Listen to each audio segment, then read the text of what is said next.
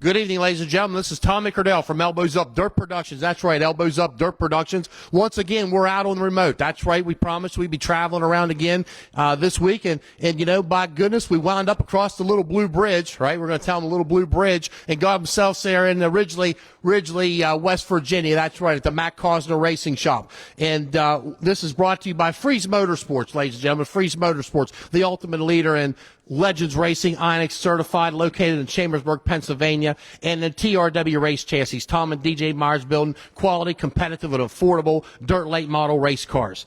And standing beside me here to my right is the man himself, Matt Cosner. And he was gracious enough to let us come up and take a tour here and talk to him a little bit in the preseason, the off-season, which off-season's winding down. We're getting closer. But, Matt, how's things going on your end?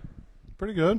Pretty good. Just working. Okay, well, that's good. There's nothing wrong with doing that. Just working. I can tell everybody's hard at it here tonight, and we're here, and man, the weather, you know, that's what everybody's talking about, and everybody's just ready to be done with this. I'm sure you've had your share of snow down here this winter, and probably sick of it, ready for spring, and ready to start racing. Yeah, we really only got one good snow, but yeah, it's just, the ground's really wet, so we're going to get some warm weather this weekend and the beginning of the week, but it looks like it's going to get cold again, snow a little bit more, so it'll probably be a little bit. I was talking to somebody about that today. It's going to be a little bit before anybody does much. Yeah, no, you're exactly right. Well, Matt, you know, obviously last year we followed. We were a lot of places where you were racing, and we got our opportunity to speak with you and such during the races. And walk us through a little bit of last year, 2025. Obviously, I'm sure you wanted it to be better. Every race car driver wants years to be better, but it had some ups. You know, it had some high points as well too. So talk us a little bit about that. We really didn't have a bad year. We only won one race, but we had a lot of top fives. We really only raced 19 or 20 times, I think we counted, but it really wasn't bad. We were competitive every night we ran. We ran second to Greg a whole bunch. So, you know, overall it was a pretty good year, honestly. We were happy with it. Yeah, for sure. And I know, you know, speaking of Sealings Grove, I believe that's where you ran second to Greg up at Sealings Grove there that night. And I know, obviously, you wanted him to run second to you, but all in all, hey, you walked out of there clean and you had a podium finish. You know, looking ahead at 2026, and obviously we're behind this right here is a completed car, two completed cars, and your Rockets, and you've been faithful to Rocket. You like Rocket. I think Rocket is good, and it does you like it does you well. Yeah, I mean, definitely. They're really good cars. I have a really good relationship with all those guys. Back in 2016, when we really started running good, that was when the XR1 came out. Had a really good relationship with Josh, and he was able to help me a lot. I didn't really have a good relationship with Mark then, but now I got a really good relationship with him, and we became really good friends and talk a lot, and he'll help and do anything for us. All those guys up there, you know, you can't beat the service that we get there for sure. Yeah, definitely. And you know, looking ahead, obviously you're a Ford man. You know what I mean? You've been a Ford man, I think, since the beginning, and you're back here with Durham Racing Engines, and they seem to have been a positive note for you guys as far as a bullet here under the hood. Yeah, definitely. Our first Ford motor I actually bought from Tyler Reddick. We went out there and took it out of his cars when he quit racing late models, so that was interesting. We were talking about that the other day when he won the 500 and stuff. But, yeah, so since then we've had Fords.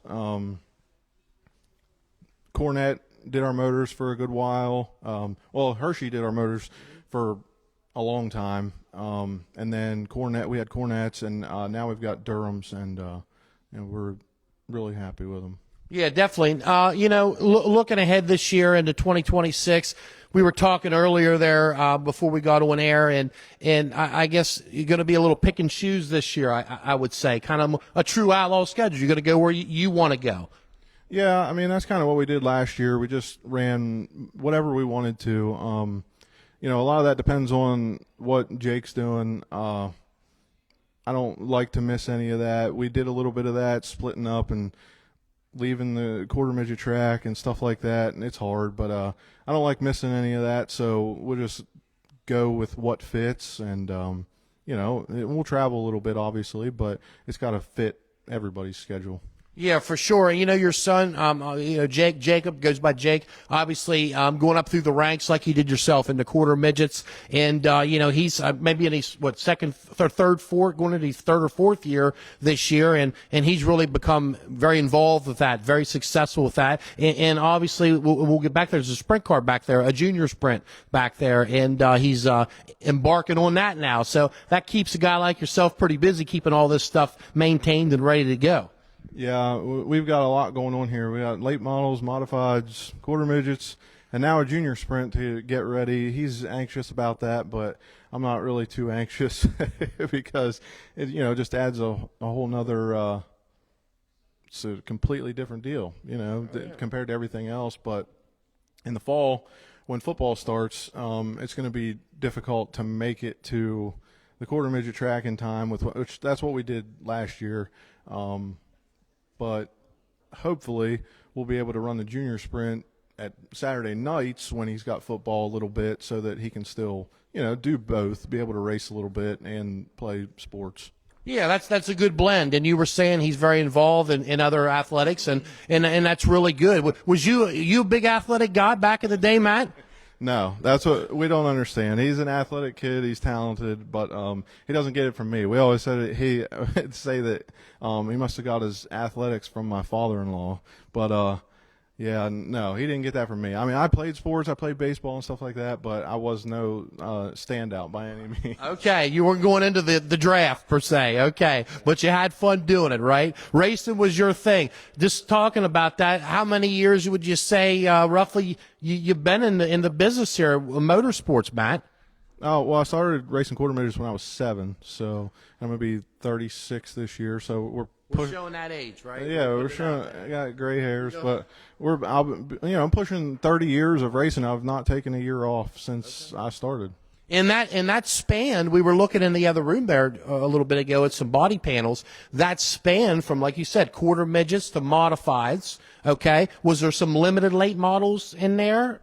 Yeah, we ran 358s, I guess, a little bit. We ran some steel block stuff with steel block bandits and stuff like that, and then it just made more sense. Steel blocks weren't really big then, so it just made more sense to try to move to super, and yeah, that's what we've done since then. Yeah, okay, so wow, that's great. Well, I tell you, Fred here gets a good look here at the car, obviously, and a beautiful race car. You always have nice looking race cars, and while Fred's doing that, we'll talk here. Obviously, Nelson's Auto Sales, Global Truck Outfitters, RH Lap, Mighty Auto Parts. I'm just naming a few, and you can name the rest, but they've been pretty integral parts of your operation.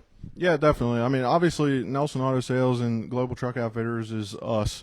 Our other biggest supporter is my best friend's company, RH Lap Mechanical Contractors, and my other buddy, GMP Distributors.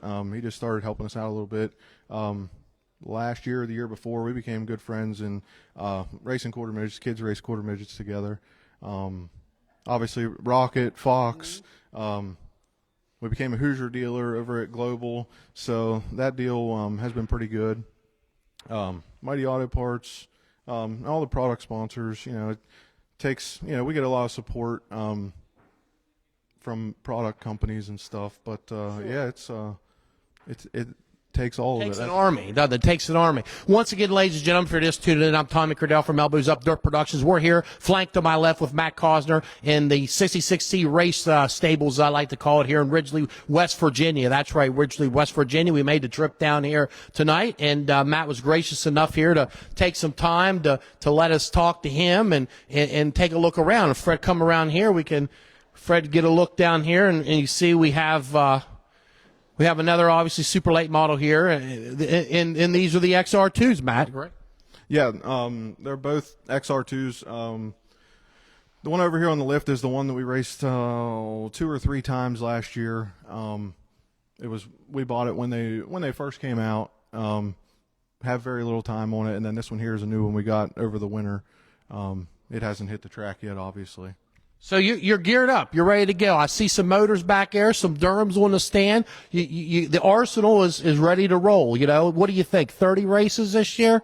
Yeah, 30 to 40 is probably our goal this year. 19 wasn't quite enough, but really the springtime last year we had a lot of rainouts, so really we should have been in that 30, 35 mark last year, and it just didn't work out. But hopefully this year we'll make sure it works out. For sure. I can remember last year going to Ceilings Grove. You probably were there, and it was sunny, and then it rained, and then we were going home. It was tough in the spring to get races in. Everybody really, and I'm hoping that ain't what would be the case this year. I'm just praying, Dot, I'm praying. Obviously, here's a modifieds right here that Matt has, and there's a junior sprint right there. We've been seeing some pictures of that on Facebook there for young Jacob there to run, and he's got his quarter midgets back there, and you got a slew of them to keep busy. How about it, huh? Yeah, we've got too many of them, that's for sure. Yeah, definitely. And we can't forget our old Mustang right there, right? I'm sure that's the weekend driver for you. Yeah, we don't drive it very much, no. Just let her where she is. Let her where she is. Well, I tell you, Matt, we want to walk up here, and in one room that you showed me up here, kind of like a hero wall, collect of all your achievements and memories and such. Let the fans take a look at it. I think this is pretty darn nice in here. We'll let Fred get in here and take a look. And, we were talking here earlier, and there's a lot of history here, Matt. I'm sure as you stand in here and probably close your eyes, it takes you back a ways, and into a younger Matt Cosner. How about it? 2004 Dirt Grands Nationals there. Yeah, my wife put this together just a little. I mean, it's not like all highest achievement stuff, but it's just like some highlight stuff. There's a trophy there from when we went to Silver Dollar Nationals out of Huset's, and just some different event type stuff. It's not all necessarily wins, but just highlight stuff. We have big checks on the wall out there, trophies upstairs from quarter midget racing, but this is some stuff here, some photos that just like memorable stuff, Oh yeah, definitely, and I'm sure your son, he'll get to add some stuff to that wall there, and that'll be a nice family piece there for you to look back on. That's what it's all about, That's what it's all about at the end of scheme of things. Yeah, definitely. He keeps all of his trophies tight in his room for now. He's outgrowing it a little bit. Eventually he'll realize that, and they'll end up out here, but he likes to keep his close by. I don't blame him. That's a good place. Well, Fred, we'll head on out this way, and there we go. We're walking out. We get a pan here, a beautiful shop we're in, ladies and gentlemen. We got a lot of checks here hanging on the wall, and a lot going on. Very clean shop here, and I'm sure man, it makes it nice in here. It's nice and bright to work and keep up, and climate controlled, and makes it real nice for the guys here to spend time and work. Like they're hard at work right now. I can see. Yeah, I don't know about how much. It's not all the time at work, but yeah, we moved here in 2017 and had a smaller portion of it, and I raced for years out of a little garage over at my parents' house. And, when you race for a long time, you kind of know what you need and how things work. And, I've thought about this for a long time, and we ended up adding on here and making it what it needed to be. We got the truck inside out there in the truck bay, and everything just kind of works well and makes everything easy for everybody. Yeah, it fits up, obviously. It's right beside your home here. You can walk right out the door. Boom, you're in here. Fred, spin around there. We take a look here up top there. Matt has a lot of his trophies and hardware throughout the years there. And is there any one particular up there, Matt, that stands out more than anything when you take a glimpse up there that really hits home? A lot of that stuff up there is pretty old. I don't know. I'd be testing my memory pretty hard. Okay, right. Well, the silver dollars, that has to be a big one in the other room. Yeah, that was cool. I mean, it was a non-qualifiers race, but to go out there with with no provisionals or anything like that, and to be able to make some races like that when we were traveling was kind of cool.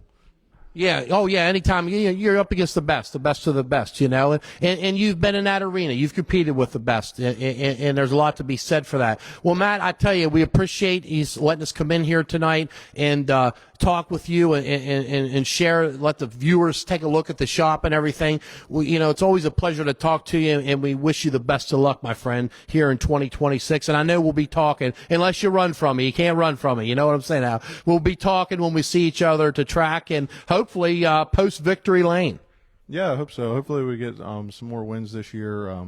Like you said, we've got everything ready to go. We're probably more prepared than we have been years past because of going to Florida and stuff. But now everything's ready early, and preparation is a big part of success in this deal. Yeah, you're exactly right. Well, ladies and gentlemen, and once again, Tommy Cordell, we thank you for tuning in to Elbows Up Dirt Productions. That's right. And we had the privilege to be here at the 66C Matt Cosner's racing stable and speak with him. We know there's some racing starting up this coming weekend, and get out there, get to the races. The weather's trying to break, and we got a big show coming up next week. That's right. Next Thursday, we're going to be back in the studio, the Chaz's Used Auto Parts Studio 02 of the House of Dirt. That's right. And we'll be briefing you on who's going to be on that here in the next couple days. Till then, you have a good evening, and remember, ladies and gentlemen, whatever you do with big energy and elbows up. We'll talk to you then.